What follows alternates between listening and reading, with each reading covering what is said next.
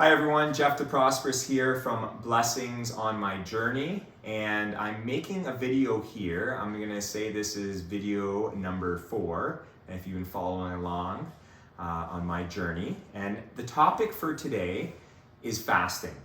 I think this is a very, very important topic. It's a very important topic for myself. Many subscribers have been asking me about it. My close family members and the general public have a lot of questions about fasting. So I'm going to be sharing some things with you today. I'm going to talk about the doctors that I learned from.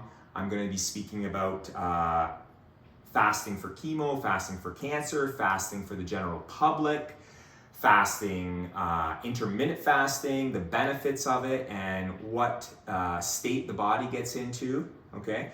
I'm also going to be talking about my history of fasting. Why I'm good at it and how I got good at fasting and the routines and regimens I did and built into my fasting. I'm also going to speak about my current fast coming up, and then a couple people that are really supporting me, because you do need this support when you fast. So we'll go back to the first topic, agenda item for fasting, and it is who I learned from. To be completely honest, everybody, my good friend, if you've been following along, is Dwight Garlow, and he had some good experiences himself that I'll let him explain at a later date with fasting, not only for himself, but other people that he encouraged to improve their health. Dwight came to me about 18 months ago, and he started sending me videos of doctors. And a lot of those videos pertain diet, in particular the carnivore diet, but also fasting. So Dwight is my first expert, I would like to say, when it comes to fasting. Then I learned from the credential experts such as Dr. Boz, Dr. Berg, Dr. Robert Kiltz, Professor Seifried, in Italia, Dr. Walter Longo. He is very big on the chemo patient that is fasting, and I'll talk about that later. So I have a bunch of people that I learned from, and they are experts and they are professionals that study the research on fasting. So, fasting for chemo, that is my next topic that I'm going to talk about, and fasting for different reasons. Myself, for chemo, I started doing it, and I actually should mention I learned also from a good friend of mine named Ronnie Campbell, who's a cancer survivor. She had the same regimen as me in terms of the days. She had chemo on a Wednesday, just like me. I have chemo coming up this Wednesday. By the way, today is Sunday, November the 19th. And I have to mention that date because I'm starting a fast tomorrow on the 20th, and I'll mention that later. But Ronnie Campbell taught me that on her Wednesday, just like I go in for a Wednesday, she did a 3-day fast. So if her chemo was on a Wednesday, on the Tuesday she would consume 0 calories, on the chemo day she would consume 0 calories, and on the Thursday she did a 3-day fast. And when I first started, I was doing 3-day fast, but I've been doing 5-day fast probably over 30 times now in the last 18 months. So fasting for chemo, what I learned, and not only from Ronnie Campbell, but from Dr. Walter Longo and Professor Seifried, they're really huge on reducing the symptoms. If you're a cancer patient, such as me, stage 4 cancer, going through chemo every other week, fasting played a big part in lowering my symptoms. And people that have been following me and people that know me, they ask me what my symptoms are. I do have symptoms. They're very minimal, and they're getting better and better and better as I get into the carnivore diet and fasting, and by obviously suppressing glucose and glutamine, and that goes along with fasting and diet as well. So that's the benefits of a chemo patient. Fasting for cancer, Dr. Walter Longo from Italy, he also explains that there's been a lot of research done for cancer patients and chemo and people going through chemo. And probably radiation too, but don't quote me on that one. But definitely for the chemo patient and the cancer patient, and that doesn't matter, stage 1, stage 4, whatever it is, you can have some improvement in the cancer cells itself, in terms of starving the cancer cells, okay? And Professor Seifert actually talks about that as well. But Dr. Walter Longo came up with a 4-day fast, so 2 days before chemo, 2 days after chemo, almost into a 5-day fast. He came up with that by doing research that he found that cancer patients not only benefited from chemo symptoms, but also benefited from making the cancer cells go stable or even a little bit of shrinkage. So, a lot of research on fasting for cancer. Fasting for the general public. I'm a big fan, and I tell all my family members and my close friends, I let them in on the little secrets that I find out in life on my journey. Definitely are blessings. The general public can benefit from fasting as well, almost as a body reset. Okay, especially when, you know, maybe we're not on the proper human diet, and our digestive system needs a reset. Fasting comes in to benefit for the general public. I would say, if I had to suggest it after my experiences, I would say maybe a 1-day fast a week or a 1-day fast every other week. You might even want to challenge yourself into a 2-day fast. So I think that's great for the general public. Also for the general public, there's something called intermittent fasting. Intermittent fasting is quite popular right now, and I like to call it something different. And I'm gonna quote Dr. Robert Kiltz here. He calls it intermittent feasting, because that's really what we're doing here. We're picking a time period where we're gonna eat. Okay, and I love that time period. When it's my eating week, I basically don't eat for 1 week and I eat for another week, and that's basically what I've been doing for the past 33 rounds of my chemo. I love to feast, and my feast window on my eating week is roughly about 6 hours. I try my best to get 18 hours of fasting in, even on my eating week, okay? So there's a lot of benefits to that. The main benefit, and I know Dr. Berg talks about this quite often, is the state of autophagy. Autophagy is your self-cleaning, cleansing out. Your body starts to kick out those bad cells, clean them out, okay? And that's what autophagy is. And my good friend Dwight always talks about mitophagy. When you get a little bit more into that fast, okay? Especially me when I do multi-day fast, but you can benefit from this from intermittent fasting too. If you shorten that feasting window, you can get into mitophagy. Mitophagy is when the mitochondria get cleaned out. The mitochondria that have gone wrong, we can clean those out by getting into a deeper fast. Okay, so that is fasting for a whole bunch of different reasons. Okay, my next thing is my history of fasting. Like I said earlier, I started with a 3-day fast for a few rounds of chemo. Then I built up a 5-day fast. I've been doing 5-day fasts probably from I've done 33 rounds of chemo, probably from the 5th round all the way up to, I'm doing my 33rd round this week. And I'm upping my days this 33rd round. I'll talk about that later. But my history of fasting, I just want to expand on it.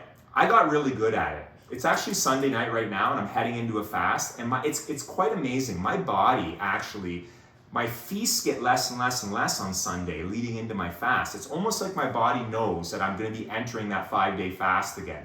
So I've programmed my body quite well, and I can go Sunday evening to Friday evening without eating very, very easily. And people are in shock. And I wear a glucose monitor, and I have the Keto Mojo, so I'm always checking my ketones and I'm checking my glucose, and my glucose gets really, really low. Like this morning I woke up and I was actually checking my nutritional glucose, and it was 3.9, very, very low. Okay, and if your conventional doctor, family doctor would take a look at my glucose, they would think I'm going to faint. Okay, for someone that is a carb dependent, in terms of carb dependent eater, that relies on carbohydrates and sugars and glucose especially, that's really what it is. If they are glucose dependent, it's very, very difficult to do prolonged fasting the way I'm doing it. Okay, you kind of have to build up to it. So I've built up to it by getting in the state of ketosis, even when I'm eating, and throughout the day on my eating weeks, I'm in the state of ketosis. And when I get into my fast, I quickly get into a deeper state of ketosis where I use the ketones from my food, then I use the ketones from my body fat, then I use the ketones from my liver will produce it naturally, okay? So I'm constantly using ketones to keep my energy going. And that's where I'm not gonna faint and pass out because my body is not reliant on glucose. This is everything I've learned as I've gone on throughout the fasting regimen that I've built. So, and I also make sure that I'm taking my electrolytes in, okay? So I might go a couple days where I don't take supplements like Monday, Tuesday, but by the Wednesday after chemo especially after chemo, because chemo really kicks the crap out of all my cells in my body. So I really want to make sure when I'm fasting, I'm taking my electrolytes, I'm taking my sodium, I'm taking my potassium, I'm taking my magnesium, I'm taking my iodine, okay? I'm taking all these electrolytes and even my vitamin D3, okay, with my K2 and my zinc, and I'm taking those things to help me through my fast. Another quick tip that I do, and Dwight taught me this, in a cup of water, I got my Redmond fine salt, a teaspoon of that, and a teaspoon of my no salt, which is actually potassium. I put them in the glass of water and I down it in the morning and sometimes even at night. And that gets my sodium up and my electrolyte count up, and it does wonders for you. It does wonders for energy, and we can talk about electrolytes maybe at a later date, what it does for the body in terms of how your muscles function and how it brings energy in. So that is why I'm good at it. I do not suggest to anybody, hey, do a 5-day fast with me. Even though I have some great supporters, and they're great supporters because they've done fasts before, and they're on the proper human diet, which helps get them in the state of ketosis. So I have a thing coming up right now, my current fast that I'm going to be embarking in, and actually starting tonight, Sunday night, I just had my last meal. And I had a beautiful meal that my wife and my sons helped cook and prepare. My wife did a pork loin roast in the oven, and I fried up some shrimp and scallops, and I had also a side of chicken breasts actually. Okay, so I had a great last meal. The last 2 days I was having beef. I was having rib steaks and sirloin steaks, and I was eating a lot of burgers, patties, and stuff like that. So that's why tonight I switched it up. And that's the beautiful thing with carnivore. You can switch it up and spice it up as much as you want. But I had my last meal. It's Sunday night, okay? I'm gonna be doing a fast starting tonight. I might have a few more snacks. I'm gonna be going on with Dr. Anthony Shafee and Carrie Mann in about a half an hour here. We're doing a live. But I might have a snack later on after that, maybe some pork rinds, but then I'm done. And I'm not eating for 8 days. I'm really gonna push myself here. So my typical 5-day fast, I'm gonna surpass that. And I'm gonna do that for a reason. I have a CT scan coming up the following week that's very important. It's my 3-month CT scan that's coming up, and I wanna make sure all the inflammation is down. And I wanna make sure I'm really suppressing myself of glutamine. And Professor Seifert has taught me that by getting into a longer fast, you can really suppress the glutamine. So, I'm doing an 8-day fast. Next weekend, we'll see how I'm doing. I'll probably create some shorts. And my last thing is, I have some people in my life that are really supporting me with fasting. Dwight, many times, would say, hey Jeff, you're doing your 3-day fast, you're doing your 5-day fast, I'm in it, I'm doing it with you.